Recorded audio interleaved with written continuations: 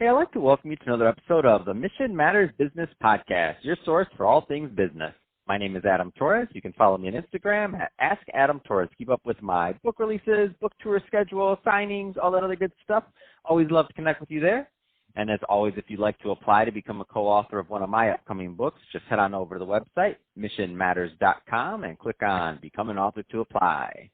All right, so today I have Nicole Kalil on the line, and she is founder and chief woman whisperer over at Women's Work, and she's also a host at the This Is Women's Work podcast, and this is also a very special Reunion 2020 episode. Why? A Reunion 2020 episode when I bring on a guest I had on the past, and I liked them so much I had to bring them right on back. So, Nicole, welcome back to the show. Thanks for having me. I'm excited to be here. Oh, man, so good to hear your voice and so good to have you back on the show, and I'm excited to get into today's topic. So we're going to talk about your podcast, so about the This Is Women's Work podcast. I'm excited to get into that, get into the content. So excited that you launched your podcast. I love to support other podcasters. But just before we do get into that, I don't want to assume that all of our new listeners caught your first episode. So let's just start off with what you're doing over at Women's Work. Tell us a little bit more about your company, please.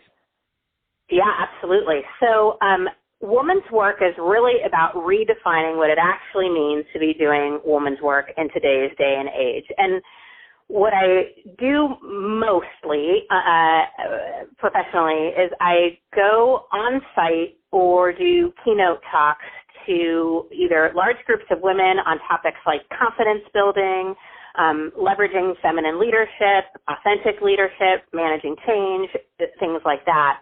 Or I do a lot of leadership events, which can be a mixed audience or in a lot of cases predominantly male audience, to talk about masculine and feminine leadership and how we can all access and thrive in environments where both are being leveraged and how it increases your overall productivity. So basically, my mission is to eliminate gender expectations so that we can all be who we were put here to be, live our purposes, and bring our authentic selves to work. And part of that is working with leadership teams to create environments where both women and men will thrive. So what type of, there's a lot of business owners, entrepreneurs, executives listening, individuals. What are the type of companies that you typically like to work with? Like, what's normally a good fit? Yeah, great question. I work with a lot of male-dominated industries, so a lot of work in the financial services industry, some in tech. I have worked in staffing solutions companies, kind of across the board. I even do some work in industries you wouldn't think, like real estate or even like the beauty industry, because they often hold and host events for a lot of women. But I would say my expertise is more in the male-dominated industry space. And what kind of feedback have you gotten from this? Because I'm just curious, because it sounds like, first off, it's an amazing idea, amazing niche, and you're doing great work, so it makes sense. What kind of feedback have you gotten kind of from some of the companies that you work with, just to get an idea of how it's being received? Yeah. So the number one and most surprising piece of feedback I get consistently is how, when I speak about empowering feminine leadership or when I talk about creating environments where both genders can thrive, how many men come up to me and say, that really resonated with me, or I feel the same way, or I feel like I have some of those feminine leadership traits that I haven't been accessing as much. And so, pretty consistently, I get the feedback that while, advertised as, women's work, that the message that I share and the information that is passed on resonates with both genders. And then the second piece of feedback that I really love to get is I'm very tactical by nature. I love creating strategies and tips and things that you can implement. And I think for a lot of on-site trainers or keynotes, the message is really great and you feel really excited and motivated, but then, when you leave, you don't know what to do next and you're not really sure how to implement. And so I'm very mindful this can be a sensitive and challenging topic for a lot of people. And, creating a space where people can keep their minds open, but then also walk away with action items and tips for success. That's awesome. Let's switch it up a bit. I do want to get into and spend some time on your podcast. So first off, congrats on launching the podcast. So this Thank is you. Women's Work Podcast. So, tell us more about the podcast, the content, and your concept. Yep. So the content is designed with the professional woman in mind, and so we talk a lot about 3 different aspects of being a woman in today's world.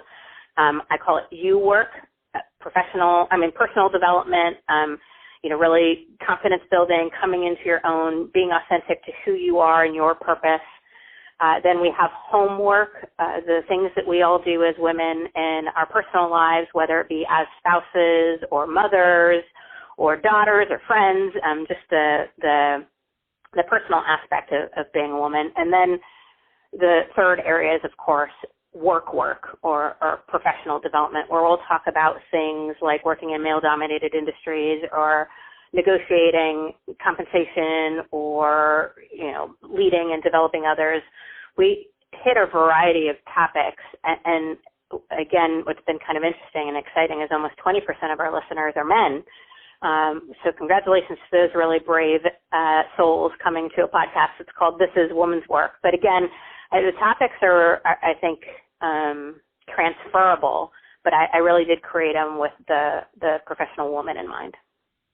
So, Nicole, I'll tell you in advance, this is a loaded question, and I ask all the podcasters the same question. It's terrible because it's like asking people to choose between their kids or something like that, but what's one of your favorite moments you've had since hosting the podcast so far? Just to give the audience a little bit of a feel for the types of conversations and the content and what to expect, because I definitely want them to go check it out. Yeah, my favorite choose between episode, all the kids and everybody else. You're like, oh, but I love them all. You can't love them all, not for this question. You have to pick one. Yeah, I get it. I do love them all. And my favorite episode is around confidence building.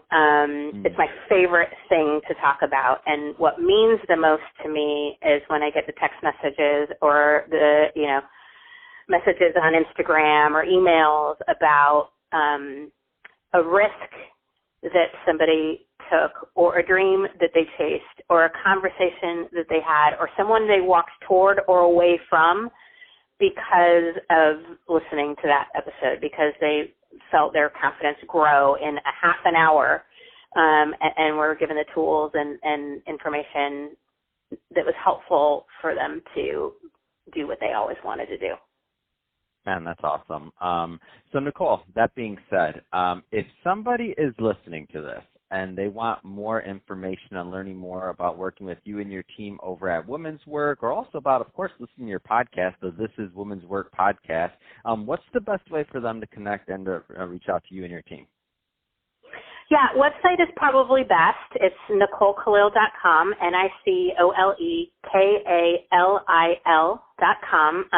You can find information about the podcast, any workshops, connect with me directly there. So that's, the best spot. And then second to that would be on Instagram.